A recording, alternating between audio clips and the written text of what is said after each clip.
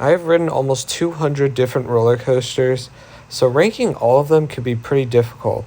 However, over the past year or so, I've put a lot of thought into really comparing all of these coasters, thinking what I really like in a coaster, and compiling a list of all the coasters that I've ridden and ranking them together. So today, I'll be doing part 1 of my top 50 favorite roller coasters I have ridden. Again, a lot of you are going to disagree with this list. It's just my opinion, but let's get right into it. Alright, so starting off the list at number 50, we have Blue Streak at Cedar Point. Now, this might actually seem pretty high, but I actually really like this coaster. For its small size, it packs out some really strong airtime, and you also have some decent laterals on the turnaround. If you want to smooth around this, definitely go for a non-wheel seat, but on a wheel seat, the roughness on some of the potholes on this actually creates some pretty insane airtime pops, especially on my last ride I got on this. But yeah, it's just a really fun little coaster. Nice airtime, nice out and back woody, and yeah, I just really enjoy it. Alright, so coming at the number 49 spot's another really small but mighty wooden coaster. This is Wooden Warrior at Quassy, my only gravity group coaster I've ridden, and this really surprised me. It has some really strong ejector throughout the layouts. Quite a few good moments of it too, and they're all really strong. Has some nice laterals in those turns. The drop on this is absolutely insane in the back. You just get yonked over. It's really smooth. It's just really a lot of fun. I really like the restraints, I really like the Timberliner trains, and honestly, it hardly even feels like a family coaster. I'd almost consider this a thrill coaster. It's so good. Alright, so coming out number 48 is definitely going to be one of the most controversial spots on this list, and this is Mystic Timbers. Now, I mentioned in my ranking every coaster at Kings Island video, I only put this number 5 in the park, and I was pretty disappointed with it. The forces weren't the best, and the airtime was pretty weak. Honestly, I think the 2 coasters I had right below this have better airtime, but it's still a really fun coaster. It's long, rapid fire. The drop is really good. The first few elements are solid. It has some good laterals, but just the airtime isn't the best. But it's still a fun GCI, and while I was pretty disappointed, I still thought it was a really solid wooden coaster.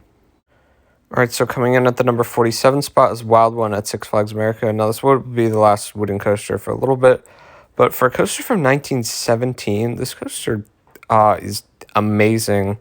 Absolutely flies through its layout, has tons of really strong airtime, and tons of just crazy little turns and lateral kinks, as well as that insane helix at the end, which is one of the greatest wooden coaster helices I've ever experienced.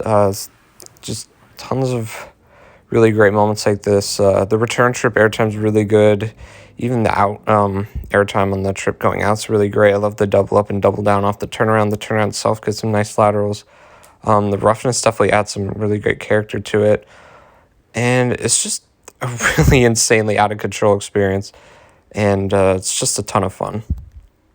Alright, so coming at the number 46 spot, another coaster at Six Flags America. Now this is Batwing. Now, I really, really like this coaster. It is really, really intense. Has a lot of really odd feeling elements on flying coasters. Like a lot of those Fly to Fly and Fly to Lies get some like flying coaster airtime, which is really fun. It also has a really intense vertical loop. Same with that overbank. After the drop is pretty intense. The drop itself is cool, but nothing too special. I just generally like the mix of lying down elements and flying elements, and these inline twists are really good. Final Helix is pretty cool. It's a fairly long ride too. Packs a lot of elements, really intense, some great forces, and I don't know, it's just a lot of fun. Alright, so coming at the number 45 spot, we have my favorite coaster at Six Flags America. Now this is Superman Ride of Steel. This is a really great intimate hyper, and I'm glad over the past year or so people have kind of realized how awesome of a coaster this really is. Especially this year, it's been running really good. Like this first airtime hill, and all the rails is giving ejector, which is pretty rare. But yeah, this has some really, really strong airtime moments. It's a really solid drop. All of the hills are really, really good, especially those finale hills are really strong ejector, and then this hill off the straight section is just insane. Feels like that it happens on Superman the Ride. The helices in the first turn are actually really intense. I started to gray out on some of my rides this year on the first helix. It's just really sustained tune. Get some cool laterals. The straight section, honestly, don't mind. It really gives you a chance to feel that sense of speed, which sense of speed on this ride is really good with how drawn out the elements are. And it's just really well paced. The restraints are a little uncomfortable with those bars on the side. But it's just a really great ride and just a really good hypercoaster. Alright, so going into the number 44 spot is my favorite air looper, this Tennessee Tornado at Dollywood. Now, this is a really great terrain coaster, some really intense inversions. It's 2 vertical loops and that Sidewinder, which Sidewinder gets some nice whip coming out of it. You get some great hang time also on that first loop. You get some nice intense overbanks. You have a great first drop, which gets some awesome sustained ejector in the back, and diving into that tunnel is really cool. It's a pretty short, simple ride, but it's really smooth and really re-rideable, and it's just very unique for an air looper and just a lot of fun. Now, coming at the number 43 spot is Superman the Ride at Six Flags New England. Now, this I moved down quite a lot since last year, just because I realized there's a lot of things I like better than this, and I did kind of realize the flaws in this coaster. It's a lot of fun. It has a great drop. Some of the airtime moments are really good, especially the It Happens, which is a third camelback. This was in the first half really fun. It has a good sense of speed, some decent forces. The overbank's really intense, and it's really long, but some of the twisted hills and like just the hills in the second half aren't really that great. The finale hills aren't the best. This hill really kills the pacing. It still has like a decent sense of speed through the turns. They're not overly intense, but I mean, it's fun. It's long, but it can feel sluggish on some of the hills, and it's just, I don't know. It feels kind of clunky in a way. It's a good ride, but there's just a lot of coasters I prefer. Alright, so coming at the number 42 spot is Griffon at Busch Williamsburg. Now, I got some really good rides on this year, and this is definitely the best dive coaster. It has 2 really fun elements, some great forces and good positives and good airtime coming out of them. The 2 drops are just really fun, really great airtime. It's fun diving straight down. Some of the little bunny hops later in the ride are actually really strong ejector. It's just really forceful. The splashdown's awesome. It's really smooth. It's a pretty simple coaster, but for a dive coaster, this is pretty much the gold standard, and it's just a super, super great coaster. All right, so coming at the number 41 spot is a coaster I'm surprised I even got to ride, and this is Steel Curtain at Kennywood. This was down for a few weeks. I'm pretty sure maybe even a month before I went, and it reopened a few days before, and this is a pretty unique S&S coaster. It's almost a hyper, has 9 versions of most of any coaster in North America. I was a little disappointed. It wasn't super intense, and most elements didn't really do much, but it does have like a really fun drop. It's pretty unique. It's some great hang time. You get some nice hang time also on this dive loop and that 0G winder type thing later in the ride. The stall and the dive loop are really whippy. You get some good airtime moments. And you get some nice positives on this little turn here, but I was just overall disappointed. I heard it's not running the best this year, but it's overall a fun coaster, but I wasn't like blown away by it. All right, so number 40 is Millennium Force at Cedar Point. I really don't get people who hate on this coaster. It's honestly one of the most fun coasters I've ever ridden. The sense of speed is amazing. The pacing is incredible. It has some intense moments and some really good airtime, floater and ejector. It's really long, has a great drop. The setting is amazing next to Lake Erie. That lift hill is just awesome. That view to the left. Night rides on this are incredible also. The bugs are definitely interesting, but it's just a really fun ride. It's really smooth, and I love the T-bars.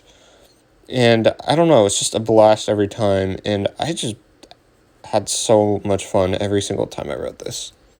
All right, so coming at the number 39 spot is Batman the Ride at Six Flags Great Adventure. And this is one of 2 Batman clones I've ridden. This is a really great ride. I really like these Batman clones. I really don't care that they're clone. They're really intense, whippy, fast-paced. They're really small but pack quite a punch. Those 2 vertical loops are great. The drop is also really underrated. The 0G is really whippy. The corkscrews are insane. The helix is pretty intense right before that's first corkscrew. This turn is pretty fun. It's a pretty short ride, but it's overall really smooth, really fun, and just really enjoyable. All right, so coming at the number 38 spot's Batman, the ride at Six Flags Over Georgia. Now, last time I did a list, I lumped these two coasters together into the same spot. However, I kind of realized it's actually pretty fair to separate them out because this one is honestly quite a bit more insane than the one at Great Adventure. Batman at Over Georgia literally feels like Afterburn's Batwing the entire ride. It's insanely intense. If it does feel a bit faster, but for some reason it's just way more forceful in terms of just strict positive G's. But it is still a pretty similar ride, but it's just a really insane coaster, and I just love it. Right, so number 37, we have the tallest coaster in the world, Kingda at Six Flags Great Adventure. Now, while I do prefer Top Thrill Dragster a fair amount, I still do really like Ka. The launch is really great. It's kind of interesting how it happens in pulses, but it's still really intense acceleration, and it's really not even that rattly. I haven't ridden in the back row, but it's really not bad. You get some nice positives coming up and down the top hat. The trim at the top does kind of kill the airtime over the top and the laterals in the drop. You don't really get much airtime on this hill, but still going at that fast on a coaster is pretty insane, and it's still a lot of fun. All right, so coming in at number 36, we have Copperhead Strike at Carowinds. Now, I'm pretty sure I rode this almost 10 times during my trip to Carowinds in 2019, because this thing is just an absolute blast. The theming is definitely pretty interesting. The barn is kind of cool. The first launch is actually decently forceful. It's not bad, but the second launch is kind of weak. However, this ride has some really great hang time, some decent whips, some really good airtime. Honestly, the moments of airtime this does have are really strong. And some good positives too, especially in those kind of switchbacks towards the end of the ride. It's really smooth, nice variety of elements. For my first Mac multi-launch, I was really pleasantly surprised. And super re-rideable, super smooth. The restraints are really great. You could just ride it over and over again because it is just a ton of fun. Right, so coming at the number 35 spot is Manta at Seaworld Orlando. Now, this is my current favorite coaster in the park. However, I think that could change if I get a redemption shot on Mako. However, I kind of doubt Icebreaker would be better. But this is a really great flying coaster. It has a really good layout with a really nice whippy first drop.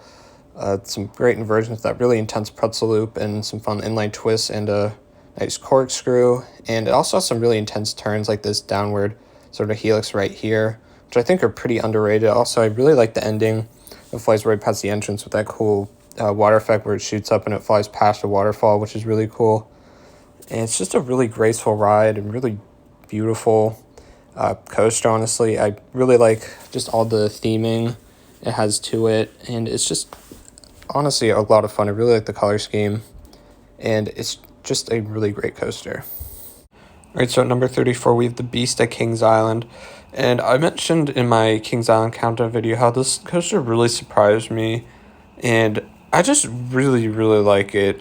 It does have some kind of weird pacing and some sort of dead spots, but it has some really great laterals. It's just so unique. Even has some decent airtime. The tunnels are fun.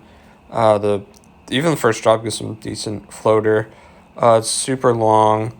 That second half helix is just absolutely insane. Easily one of the best helices on any coaster I've ridden in general, not even just wooden coaster. But it's so long. It still has a bit of roughness, which gives it some character. It just never ends. It's just a ton of fun. I love how it flies through the woods. Night ride on this is absolutely insane, and it's just really underrated. All right, so number 33 is a coaster I don't remember too well, but parts I do remember from it are absolutely incredible. This is Incredible Hulk at Islands of Adventure. Now, when I rode this was my favorite coaster in Orlando. It's close-ish with Manta, but I definitely give this the edge. The first half of this is easily one of the most best moments or just sections of sustained positives on any coaster. The Cobra loop are absolutely insane. I grade up pretty hard there. On the loop on my first ride, the 0G roll is ridiculous. My favorite 0G roll. The launch is fun. Some of the turns are decent. I like that tunnel that goes under the pathway. The inversions late in the ride are decent, like the second loop, and then the corkscrews are pretty whippy. It's just super well paced. It feels super fast. It's really smooth. I love the color scheme. The onboard audio is really awesome. And it's just an amazing B&M looper. Alright, so coming at the number 32 spot, we have Steel Force at Dorney Park. Now, this Morgan Hyper is honestly really, really good. This has tons of great floater airtime, really sustained, and it's just insane slamming back down on those valleys. It has some really great positives, especially in those first few valleys. And the helix is decent, but not too great.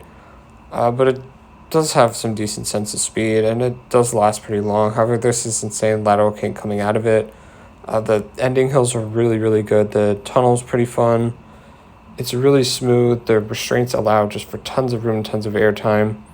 It's just super long and really underrated, really re-rideable, and honestly just really surprised me with how powerful this coaster is. Alright, so coming into the number 31 spot is Montu at Busch Gardens, Tampa. Now, like a lot of the other Florida coasters, really almost all of them, I don't remember this too well, but it is a really fun ride. It's not super intense in terms of strict positives. In fact, it's probably the weakest B&M invert for that I've ridden, but it has some great elements, like a really whippy and sustained first drop. I actually really like the drop on this. The 0-0 is awesome. The element's fun. The loop, both loops are pretty good. The Batwing is a little bit weak. The trim kind of makes it not as intense, but it's still a bit snappy and fun. I like the trenches. The theming is awesome. I don't really like the corkscrew, though. It's pretty rough, and these turns are kind of dumb, but it's really long. Overall, pretty smooth. I like the color scheme. The theming's great, and it's just a fun invert. Alright, so coming at the number 30 spot is Raptor at Cedar Point Coaster. I got to re-ride for the first time in almost 4 years last month, and this is a really great invert. My one only ride I got on this past trip wasn't very good. I was assigned a row 3, so it wasn't overly intense or snappy or just wowing me, but it was still really fun. However, a back row on this, especially when at night, is really insane. Super great sustained positives, some really whippy inversions. The first drop is really unique. The 0G roll, Cobra roll are great. Same with the corkscrews and the vertical loop, really intense. The helices are really intense in this ride. There's even a drop later in the ride. Gives some pretty good airtime. It really dominates the Cedar Point midway, and it's just super photogenic, super smooth, super re-rideable, and it's just an awesome invert, and you really can't go wrong with Raptor. Alright, so at number 29, we have Banshee at Kings Island. Yes, this is the better of the two inverts in Ohio, in my opinion. Banshee's still, I'm still, like, pretty much in shock from how good Banshee was, how much it exceeded my expectations almost 2 months later. This is an absolutely incredible invert with some amazing hang time, just sustained positives throughout, amazing sense of speed, great pacing. It's just relentless. Doesn't really have a lot of whip besides the drop, but it's really smooth. It's just so long. It just keeps throwing some amazing positives and just tons of great moments of hang time too throughout, and doesn't feel overly repetitive. It's just a really great ride. Sunset ride on this is amazing, and it's just awesome and easily one of the best coasters at Kings Island. All right, so coming at the number 28 spot is Goliath at Six Flags Over Georgia. Now, this used to be my favorite B&M Hyper. However, I've got some more rides on the two I have above this, and for some reason I just enjoyed those ones more recently. However, this does have some really good aspects to it. It has some super strong airtime. Even the big floater hills are some of the stronger, like, in terms of pure strength floater I've experienced. However, they're not overly sustained. This pop's pretty good too. The ending has some insanely good ejector. Well, not insanely good, but it's solid ejector. The last pop is really, really good. Too into the brake run. This feels pretty solid. The helix is crazy intense. Same with all the turns and just turnarounds and valleys. Get some great positive Gs. Probably one of, if not the best B&M Hyper for just strictly positive Gs. It's a pretty unique layout. And it's overall just a really great ride. All right, so coming at the number 27 spot is Candymonium at Hersheypark. Now, I got a night ride on this last October, and it was honestly amazing. I got Reese's train for the first time, which I had heard was the best train, and it felt really fast. The airtime is definitely a bit stronger. The first hill is still one of the most sustained floater moments ever. It's a pretty strong floater flowjector, even had some better positives. In that outer bank turn, actually gave some airtime this time. This turn's pretty intense. It's the ending helix still isn't really forceful at all, but it's a cool photogenic element. It's just a great centerpiece for Chocolate Town. It's really smooth. I like how it doesn't have a mid-course. It really flies through its layout. It's just such an enjoyable ride and definitely a great hyper coaster. Alright, so coming at the number 26 spot, finishing off this part 1 is Apollo's Chariot at Busch Gardens, Williamsburg, the original B&M Hyper. Now, this was actually my favorite B&M Hyper for about a year until I rode another one that'll be a little bit later down the list. But this was my number 1 hyper, mainly for the rides I got last year. They were absolutely insane. It was hauling. It gave really strong airtime on every hill. It had multiple ejector moments, and the floater moments were really strong. The drop is amazing. It has some good positives and some decent laterals. This helix is pretty intense. The wooded setting is great, like how it goes over the water. I really like the color scheme. It's a really long ride. It's a pretty basic layout, but it just has some great airtime moments, and great quantity of airtime moments too, and just the quality is great. This hill here is pretty fun. I like the drop off this hill especially, one of my favorite parts of the ride, because it goes down a lot further than it comes up. And then the double down at the end is pretty fun. It's really smooth, and it's just a really great ride.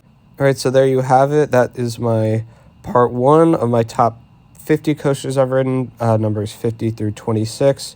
Hopefully the part 2 should be out fairly soon.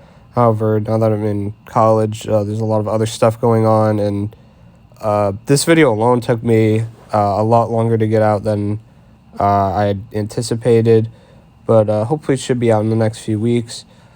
As you can see, a fair amount of coasters moved down simply because there's a lot of ones near new coasters that I rode, and some I just decided to move down a fair amount.